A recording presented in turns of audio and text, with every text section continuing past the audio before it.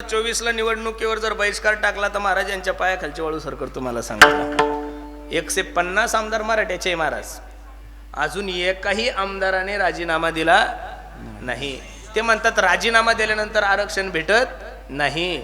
अरे एक माणूस जर स्वतःचं घर विकायला तयार आहे, ज्या माणसानं आरक्षणासाठी आपल्या स्वतःची जमीन विकली, तब्येतीची काळजी केली नाही, दररोज 3-3, 4-4 वाजे लोक, अरे मी कीर्तनकार आहे, महाराष्ट्रातला स्टार कीर्तनकार आहे, माझ्याही कीर्तनाला दररोज 10-20 हजार समाज असतात, पण रात्री 3 वाजता सुद्धा एवढा समाज जमवणारा माणूस म्हणजे मनोज जरांगे पाटील आहे माणूस. आणि ही काही पैसे देऊन बोलवलेली पब्लिक नाही, इथं काही कुप्या नाही दिल्या, इथं काही गाड्या नाही. तर सभेला महाराज 500 रुपयां माणसं ठरवतात, मधातला दलाल 300 देतो, 200 खातो, तिथं भांडणं सुरू होतात. अरे अंत 500 ठरवलं होतं, 300 दिले.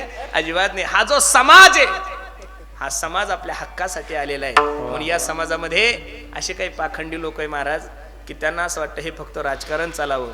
अजिबात नाही. इथं त्यांचा राजकीय उद्देश नाही. आणि त्या दिवशी मनोज महाराज जरांगे पाटलाच्या मनात काहीतरी थोडा सुद्धा लोभ निर्माण होईल, त्या दिवशी हा समाज त्यांना उभं सुद्धा करणारी या समाजाची रीत आहे महाराज. अरे या समाजाने ठरवल्यानंतर गल्लीतल्या माणसाला दिल्लीत नेत होतो, आणि दिल्लीतल्या माणसाला सुद्धा गल्लीत आणलेले आपण सर्व इतिहासाचे काय आहोत, सर्व साक्षीदार आहोत. म्हणून या समाजामध्ये जे पाखंडी लोक आहे, या संप्रदायामध्ये नको त्या गोष्टीचा आव आणणारे जे लोक आहे, असे जे पाखंडी लोक आहे, या पाखंडी लोकांचं आम्हाला खंडन करायचं. हाच आमचा धर्म आहे. अभंगाचं पहिलं